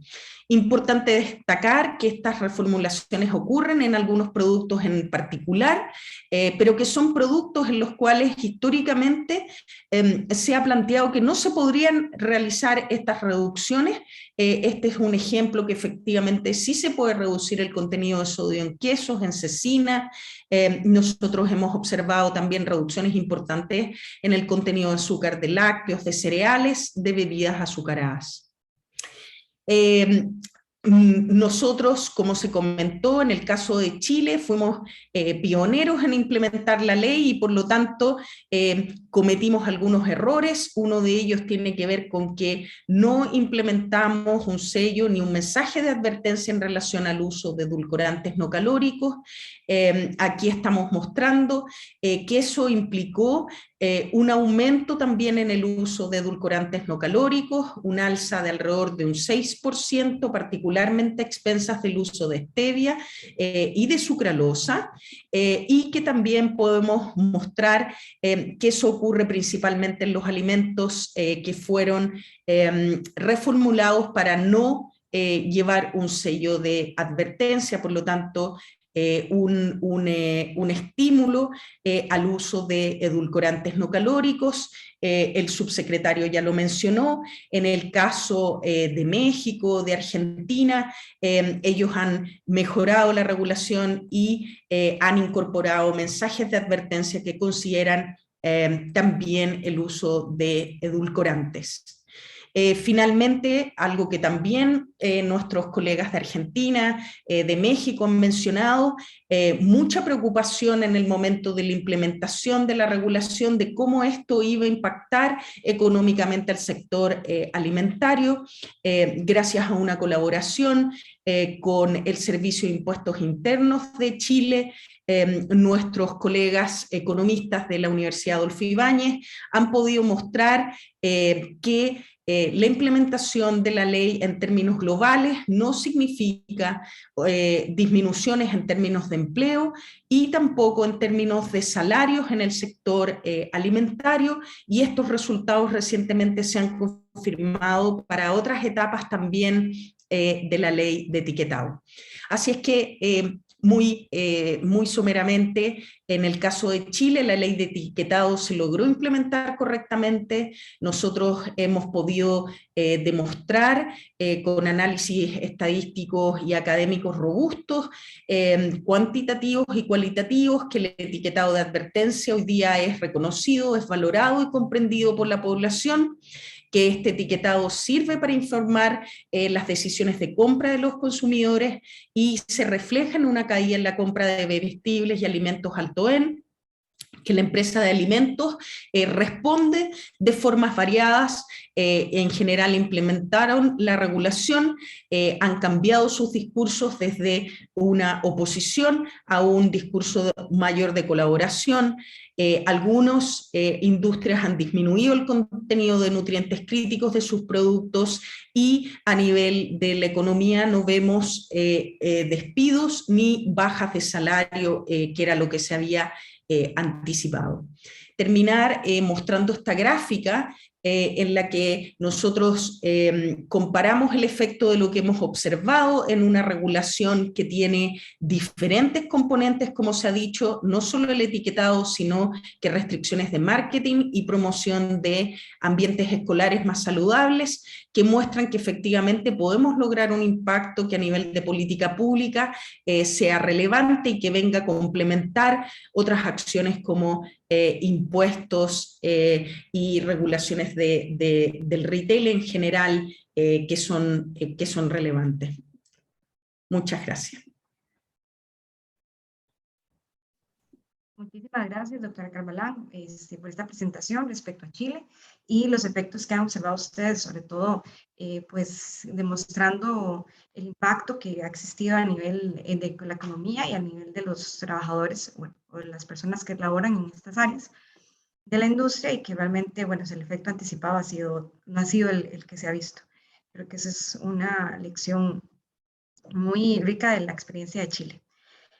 Para continuar con nuestra última presentación, vamos a dar el pase a doña Nidia Amador, quien nos va a hacer una pequeña presentación sobre cuál ha sido la situación del proyecto de etiquetado frontal de advertencia en Costa Rica. La doctora Nidia Amador es médica cirujana, es magíster en salud pública y magíster CISDAE en epidemiología.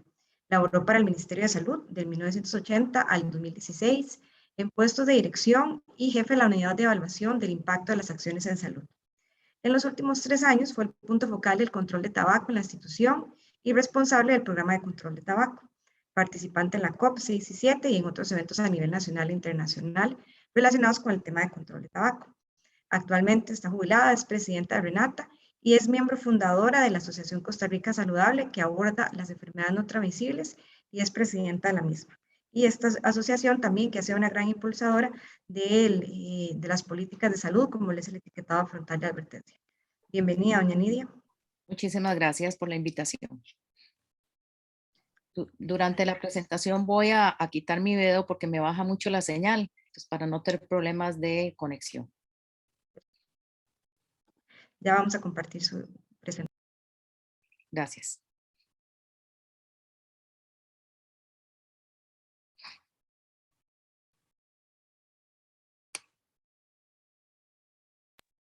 Adelante, doña Nidia. Muy bien. Nuestra ley del proyecto 22065 tiene este gran nombre, entonces me voy a referir como la ley de etiquetado frontal de alimentos. Sigamos.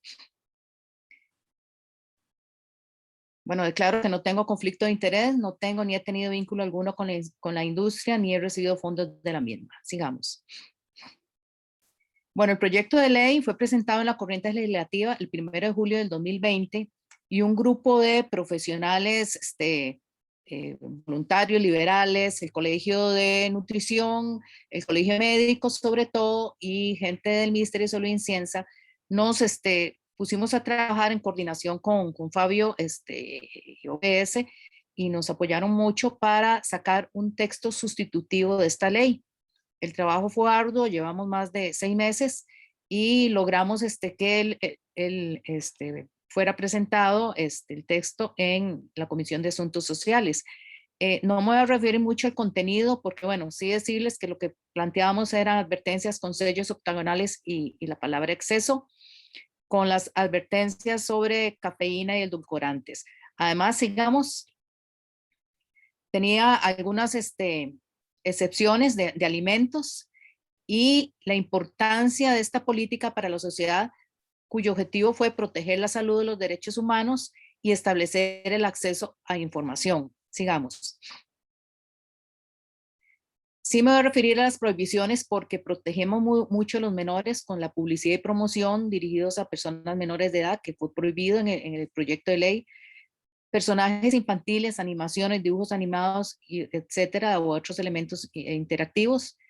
El ofrecimiento, entrega y comercialización, establecimientos de educación preescolar, primaria, secundaria y públicos y privados también estaban prohibidos, lo igual que la compra, ofrecimiento, entrega o comercialización en instituciones públicas y programas públicos de asistencia alimentaria y social. El uso de dispositivos que pudieran confundir a los consumidores sobre la verdadera naturaleza o valor nutricional. Además, la ley tenía componentes educativos. El Ministerio de Salud se pretendía reglamentarla. Sigamos. Como le digo, tuvo mucho apoyo de la sociedad civil, estas instituciones, y quisimos posicionar el tema a través de un plan de comunicación en redes muy austero porque no teníamos muchos recursos económicos y contactos personalizados. Sigamos. Importante, ¿verdad?, mencionar que el 22 de febrero del 22 de este año, la Comisión de Asuntos Sociales rechazó el proyecto y pongo exactamente los motivos de fondo, que se refieren que no obstante que ellos reconocen que el proyecto tiene un buen fin, como es velar por la protección de la salud y los derechos humanos de las personas, otorgando información visible, rápida y fácil comprensión, las instituciones o órganos competentes consultados para analizar este proyecto dice que no lo han visto conveniente y se opusieron totalmente porque consideraron que no busca informar y educar a la población tal y como engañosamente lo dice su título, sino desinformar, generar temor y establecer mitos infundados. Cabe también resaltar que según lo consultado, una ley no podría modificar aspectos que están reservados a los organismos de la integración centroamericana y por ende no se podría obligar al etiquetado de productos sin justificación científica ni se podría sancionar. Este fue el motivo de fondo del rechazo y el proyecto fue archivado. Sigamos. Definitivamente como organización de la sociedad civil creemos que hay una violación de los derechos de la población. La ausencia de esta política viola los derechos de los ciudadanos. La salud de la población es tanto un derecho humano fundamental como un bien de interés público tutelado por el Estado, por tanto no negociable. Y eso está basado en los artículos 21, 46 y 50 de la Constitución Política. El artículo 21 se refiere a que la vida es inviolable. El artículo 46 se refiere a que los consumidores y usuarios tienen derecho a la protección de la salud, a un ambiente y seguridad, recibir información adecuada y veraz y a la libertad de elección. Y el artículo 50 de nuestra Constitución se refiere a que el Estado procurará el mayor bienestar a todos los habitantes del país, organizando y estimulando la producción y el más adecuado reparto de la riqueza. Sigamos. Bueno, también es importante mencionar que el Estado se indicó en la anterior lámina, decía que el artículo 46 fue modificado en el 96, en donde se indica que el Estado apoyará a los organismos que ellos constituyan para la defensa de sus derechos. Sigamos. En la normativa también sobre derechos de consumidor, reglamento y tanto la ley, el artículo 32, que se refiere a los derechos del consumidor, y habla que la protección contra los riesgos que pueden afectar su salud, su seguridad y el ambiente, y el acceso a una información veraz y oportuna sobre los diferentes bienes y servicios. El artículo 33, que habla sobre las funciones del Poder Ejecutivo, que le toca velar porque los bienes y servicios que se venden y se prestan en el mercado cumplan con las normativas de salud. El artículo 34, que habla de las obligaciones del comerciante, de informar suficientemente al consumidor en español y de manera clara y veraz acerca de los elementos que inciden en forma directa en su decisión como consumidor, y también habla de que deben cumplir con lo dispuesto en las reglamentaciones técnicas de acatamiento obligatorio. Y por último, este artículo 37 sobre oferta y promoción de la publicidad habla que esta debe realizarse de acuerdo con la naturaleza de ellos, sus características, condiciones, etcétera, de modo que no induzca error o engaño del consumidor y que no pueden omitirse tales informaciones si ello se deriva un daño o peligro para la salud o seguridad del consumidor. Sigamos. Desgraciadamente, los diputados omitieron que el derecho a la salud abarca una amplia variedad de factores determinantes que influyen en la alimentación adecuada, que el derecho a la salud y el derecho a la alimentación se encuentran indisolublemente unidos. O sea, no se pueden separar al constituirse en derechos básicos sin los cuales no se puede alcanzar un nivel de vida digno, y que esta política era importante para proteger el derecho a la salud de las personas, específicamente a grupos en situación de vulnerabilidad, como lo son los niños, niñas y adolescentes. Sigamos. Que hay una obligación de los estados de regular los productos y los entornos para proteger los derechos humanos. El informe provisional de la Relatoría Especial sobre el Derecho a la Alimentación en el 2017 lo dijo así. Y que la publicidad, promoción y patrocinio de alimentos no saludables, el etiquetado de alimentos, las estrategias de comercialización, disponibilidad de dichos alimentos en diferentes entornos, son factores que influyen en la problemática del sobrepeso y obesidad en niños y niñas y adolescentes, ya que inciden en forma directa en los patrones de consumo. Sigamos. Nosotros tenemos los siguientes pasos, no nos vamos a quedar con los brazos cruzados, retomar el tema y presentar un nuevo proyecto de ley con los nuevos legisladores. Nosotros el 3 de abril tenemos segunda ronda de elecciones, pero ya los legisladores están elegidos. Esto fue pues un factor en contra, ¿verdad? Porque sentimos que no querían, pues no querían comprometerse, y la oposición a las cámaras que hicieron mucha presión, pues no, fue un factor que nos golpeó bastante. Vamos a implementar diferentes estrategias con toda, digamos, la experiencia que ya hubo, y vamos a buscar un apoyo económico para un plan de incidencia y abogacía, porque, bueno, como organización no lo tenemos, y conocimos todo el plan de etiquetado ya de Argentina, que nos da envidia de la buena, ¿verdad? Poder lograr algo así. Para posicionar el tema tanto en la población, en los tomadores de decisiones.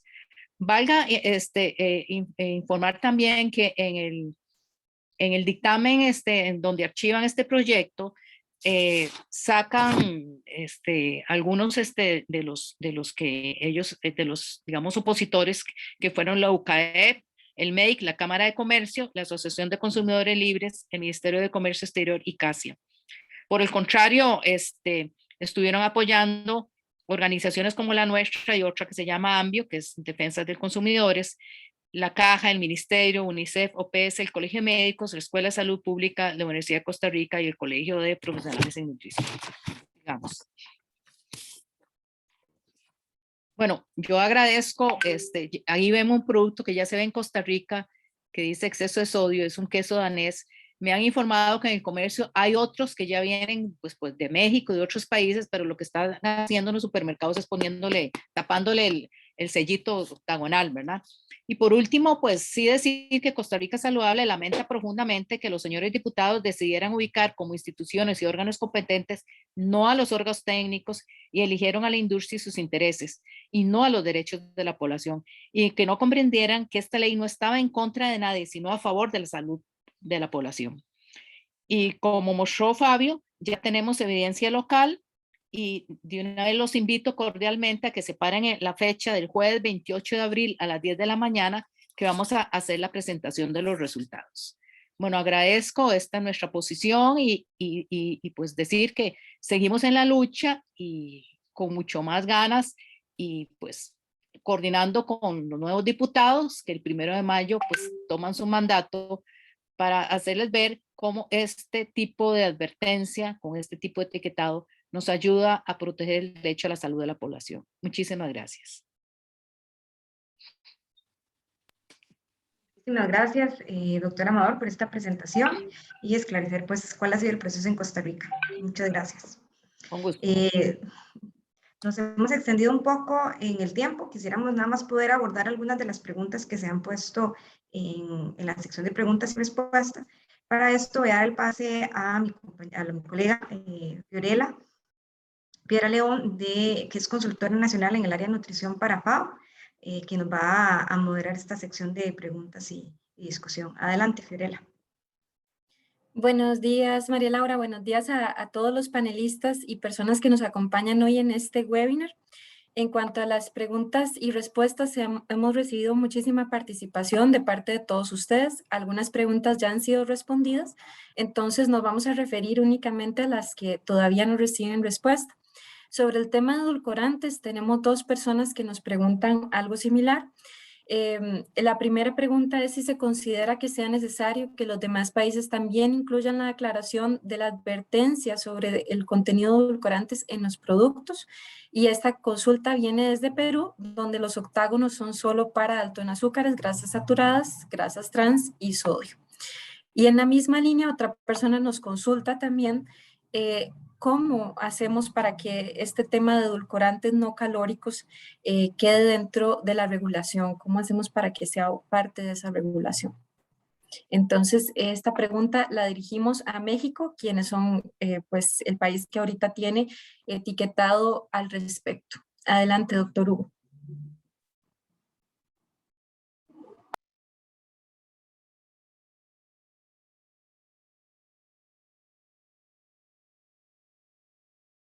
No sé si el doctor Hugo López nos escucha.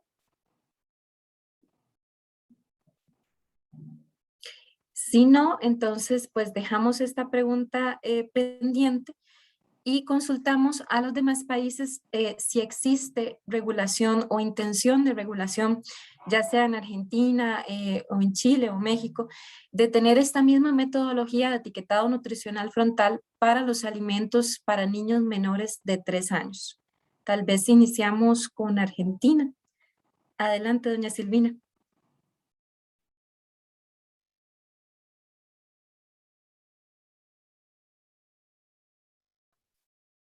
Hola, ¿sí me escuchan ahí?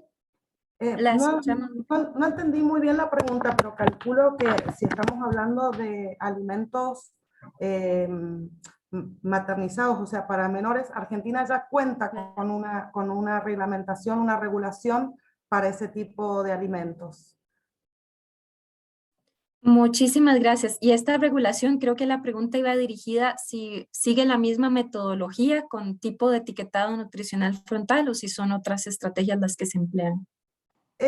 Se aplica a otra reglamentación para ese tipo de alimentos. En ese sentido, esta ley no abarca, la ley de promoción de alimentación saludable de etiquetado frontal, no abarca esos alimentos dirigidos maternizados, que ya tienen su propia regulación. Y con respecto a edulcorantes, que recién no sé si ayuda un poco, nosotros esta señalización la incorporamos después al proyecto de ley porque surgió en el trabajo de comisiones por recomendación técnica y demás, que estaría bueno que si tenemos una ley de etiquetado frontal de alimentos, también aprovecháramos para poner esa advertencia con respecto al uso con respecto a la presencia de edulcorante y de cafeína, advirtiendo que no era recomendable en niños. Muchísimas gracias. Excelente entonces también el caso de Argentina respecto a la incorporación de edulcorantes no calóricos en el etiquetado nutricional frontal. También Fabio nos indica que va a referirse por medio del chat también un poco al tema de edulcorantes y al tema de regulación de alimentos para niños menores de 3 años. Y tal vez para dar cierre a estas preguntas abordamos la última consulta que nos hacen, que es respecto al Reglamento Técnico Centroamericano de Alimentos. Entonces, pues la consulta es principalmente para los expertos nacionales, doña Nidia Amador, ¿cómo se plantea hacer una alianza efectiva entre los países que cumplen el Reglamento Técnico Centroamericano para hacer frente a este etiquetado nutricional frontal? Adelante, doña Nidia. Bueno, en este momento nosotros estamos en conjunto junto con Guatemala, El Salvador, Panamá, con un proyecto sobre este tema. Guatemala tiene bastantes posibilidades y pues la industria en el caso de Panamá está atacando fuertemente, ¿verdad? Con los mismos argumentos que han contado en todos los países, ¿verdad? Eso ya uno se lo sabe. Entonces, la idea también es, bueno, a nivel de Comisca hay una propuesta que envió Costa Rica, pues entonces apoyar todas esas iniciativas para hacer, ojalá, un frente centroamericano, ¿verdad? Porque es sabido de que el país se puede ir unilateralmente. Legalmente eso puede ser, los países son soberanos y no es cierto que, digamos, hay oposición de reglamento técnico centroamericano. Entonces, la idea es hacer un bloque de apoyo para poder seguir avanzando. y por supuesto las experiencias de otros países, México, Chile, Argentina, Uruguay, y ya con nuestra evidencia local podemos ser más fuertes en esto. Muchísimas gracias, doña Nidia. Esta aclaración es importantísima también referente al avance del proceso en Costa Rica. Y con esto damos cierre a la fase de preguntas y respuestas. Le devuelvo la palabra a la doctora Chacón y les agradecemos a todos por enviar sus preguntas y respuestas. Muchas gracias. Muchas gracias, Fiorella, y a nuestros panelistas por las respuestas que se han brindado a las preguntas. Creo que si quisieran agregar alguna pregunta a esta respuesta o comentario en el chat, lo pueden hacer sin problema. Quisiéramos, bueno, nuevamente agradecerles a nuestros panelistas, a la doctora Corbalán, a la señora Silvina Calle, al doctor Hugo López, a la doctora Nidia Amador, por estar aquí el día de hoy, haber hecho estas presentaciones que pues abren mucho la perspectiva sobre los proyectos de ley en etiquetado frutal de advertencia en los países de la región y sobre todo, bueno, pues lecciones aprendidas y otros para nosotros como país, Costa Rica, y luego para otros países también que están aquí el día de hoy. Les agradecemos mucho a los participantes por su atención, aunque nos extendimos un poquito de la hora programada. Informarles que esta sesión estará disponible en el Facebook de UNICEF y pues pueden dirigir cualquiera de sus preguntas a la OPS acá, a la representación de OPS acá en Costa Rica, de FAO o de UNICEF. Nuevamente muchas gracias y les deseamos que tengan muy buen día.